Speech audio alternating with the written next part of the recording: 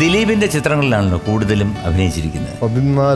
13 പടത്തിൽ അഭിനയിച്ചു. ആ 13ലും വില്ലനാണോ? അതെ. അതെങ്ങനെ, അതെന്ത് സംഭവിച്ചു അങ്ങനെ ആകാൻ? എനിക്ക് അങ്ങനെയുള്ള വേഷത്തിനെ വിളിക്കുന്നുള്ളൂ. വില്ലൻ ക്യാരക്ടർ, ഇന്ന ക്യാരക്ടർ, അത് സുധീറിനെ വിളിക്കാം എന്ന് പറഞ്ഞു. സുധീർ ഇപ്പം മര്യാദരാമനകത്ത് ചെയ്തു, അതിനകത്തും വില്ലൻ. CD മൂസ ചെയ്തു, വില്ലൻ. കൊച്ചി രാജാവ് വില്ലൻ. അപ്പൊ അങ്ങനെ ഇരുന്നപ്പോ ദിലീപിന്റെ അടുത്ത സുഹൃത്തായിരിക്കുമല്ലോ. ദിലീപേട്ടൻ്റെ സുഹൃത്തല്ല, പുള്ളിയാണ് എന്നെ സിനിമയിൽ കൊണ്ടുവന്നത്. അപ്പൊ എനിക്ക് അന്ന് വേഷം ഒന്ന് മാറ്റി തന്നൂടെ ദിലീപ് ചേട്ടാ എന്നൊന്ന് ചോദിച്ചൂടെ? പറയാം.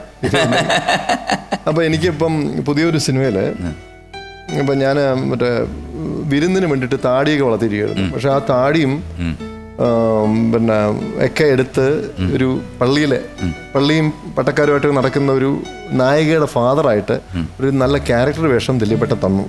പക്ഷെ അതെനിക്ക് അത് ഗെറ്റപ്പ് മാറ്റാൻ പറ്റാത്തതുകൊണ്ട് അത് നഷ്ടമായി. ആ വേഷം കുട്ടേട്ടൻ ചെയ്തു. കുഴപ്പമില്ല, കാരണം എനിക്കിപ്പോൾ കണ്ടപ്പോൾ തോന്നുന്ന ഒരു ഫിഗർ ജീസസ് ക്രൈസ്റ്റിൻ്റെ ഒരു രൂപത്തിൽ അങ്ങനെ ഒരു സിനിമ എടുക്കുകയാണെന്നുണ്ടെങ്കിൽ തീർച്ചയായിട്ടും അത് സുധീറിന് ഇണങ്ങും എന്ന് എനിക്ക് തോന്നുന്നു. തീർച്ചയായിട്ടും ഡ്രാക്കുളയിൽ നിന്ന് ജീസസിലേക്കുള്ള യാത്ര ദൈവാനുഗ്രഹിക്കട്ടെ, ചിലപ്പോൾ അങ്ങനെ സംഭവിക്കാം. അപ്പോൾ വൈഫ് എന്ത് ചെയ്യുന്നു? വൈഫ് ഹൗസ് വൈഫാണ്. House wife. പേര്? പ്രിയ. ഓക്കെ. Love marriage? സത്യം പറഞ്ഞാൽ ഞങ്ങൾ എൻഗേജ്മെന്റ് കഴിഞ്ഞാണ് ഞങ്ങൾ ലവ് തുടങ്ങിയത്. അന്ന് അല്ല കൊടി സിനിമയിൽ അഭിനയിച്ചുകൊണ്ടിരുന്നപ്പോഴായിരുന്നു? സിനിമയിൽ അഭിനയിക്കാനും ഞാൻ സിനിമയല്ല, ഞാൻ ഗൾഫുകാരനായിരുന്നു. ഓഹോ, കം ടു ദ പോയിന്റ്. അപ്പൊ ഗൾഫുകാരനാണ്, ഗൾഫ് റിട്ടേൺ ആണ്. അപ്പൊ ഗൾഫിൽ ഏത് വർഷമായിരുന്നു? ഗൾഫിൽ 1991 തൊട്ട് 1991 തൊട്ട് 9 വരെ ഉണ്ടായിരുന്നു. അതിനുശേഷം ഇവിടെ വന്നിട്ടാണ് സിനിമയും ബാക്കിയുള്ള എല്ലാം തുടങ്ങിയത്. ഞാൻ അഭിനയം തുടങ്ങുന്നത് കൽക്കട്ടയിൽ ഞാൻ പഠിച്ചുകൊണ്ടിരിക്കുന്ന സമയത്തായിരുന്നു. ഓ, അത് ശരി. ഞാൻ ബികോം ചെയ്തുകൊണ്ടിരിക്കുന്ന സമയത്ത് അവിടെ അരവിന്ദ് സാറിന്റെ വാസ്തുഹാര 87 അവിടെ ഷൂട്ട് നടക്കും. ചിന്താരവി പ്രൊഡ്യൂസ് ചെയ്തു. അപ്പോൾ അതിനകത്ത് ഒരു ചെറിയ വേഷം ഒന്നല്ല, പിന്നെ ഒരു നീന ഗുപ്ത എന്ന് പറയുന്ന ക്യാരക്ടറിന്റെ കൂടെ കസിനായിട്ട് പുള്ളിയുടെ അതിനകത്ത് ചെറിയൊരു വേഷം ചെയ്തു. പിന്നെ അത് കഴിഞ്ഞ് സിനിമയായിട്ടുള്ള ബന്ധമെല്ലാം ഉപേക്ഷിച്ചു ഗൾഫിലേക്ക് പോയി. പിന്നെ എന്നിട്ട് അവിടുന്ന് തിരിച്ച് ലീവിന് നാട്ടിൽ വരുമ്പോഴൊക്കെ ഓരോ സിനിമയുടെ സെറ്റിൽ ചെന്നിട്ട് എന്തെങ്കിലും ഒരു ചെറിയ വേഷം, അങ്ങനെ ചെറിയ ചെറിയ വേഷങ്ങളൊക്കെ ഒരുപാട് പടത്തിൽ ചെയ്തിട്ടുണ്ട്. അപ്പോൾ ആ സമയത്തായിരുന്നോ കല്യാണം? അത് കഴിഞ്ഞിട്ട് പിന്നെ എൻ്റെ പെങ്ങടെ കല്യാണം നടത്തണമൊക്കെ. പെങ്ങടെ കല്യാണം കഴിഞ്ഞു, അത് കഴിഞ്ഞിട്ടാണ് എൻ്റെ കല്യാണം.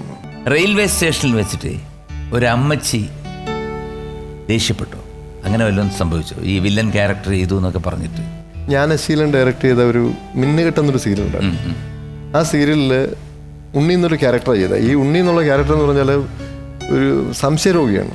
അതായത് വൈഫിനെ ഭയങ്കര ഇഷ്ടമാണ്, പക്ഷേ വൈഫിൻ്റെ കാര്യത്തിൽ ഭയങ്കര പൊസസീവാണ്. വൈഫിനെ ഈവൻ മക്കളെ പോലും വൈഫ് സ്നേഹിക്കുന്നത് ഇയാളുടെ മാനസിക രോഗിക്ക് ഇഷ്ടമല്ല. അപ്പോൾ ഇവരെ സ്നേഹിക്കുന്നത് എനിക്ക് ഇഷ്ടമില്ലാത്തതുകൊണ്ട് ഈ കുഞ്ഞുങ്ങളെ ഞാനെടുത്ത് വിറ്റുകളല്ല ഒരാൾക്ക് കൊടുക്കും. പക്ഷെ ഈ സീൻ ടെലികാസ്റ്റ് ചെയ്ത് കഴിഞ്ഞ് എറണാകുളം സൗത്ത് റെയിൽവേ സ്റ്റേഷൻ നിൽക്കുമ്പോൾ ഒരു സ്ത്രീ വന്ന് എൻ്റെ മുഖത്തിട്ട് ഇങ്ങനെ നോക്കി നിൽക്കുക. ഞാൻ എന്തുണ്ടമ്മേ? ഒറ്റ തുപ്പ് മുഖത്തിട്ടു. തുപ്പിയോ? ഒറ്റ തുപ്പ് മുഖത്തിട്ട്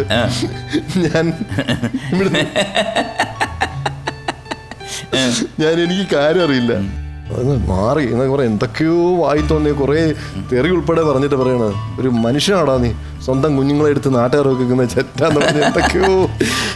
അപ്പൊ ആ സീരിയൽ വളരെ ഹിറ്റായിരുന്നു. കാരണം ഈ മനുഷ്യ ഹൃദയങ്ങളിലോട്ട് ഈ ക്യാരക്ടർ ചെന്ന് പതിയുക എന്ന് പറയുമ്പോഴത്തേക്ക് naturally you have did A great job.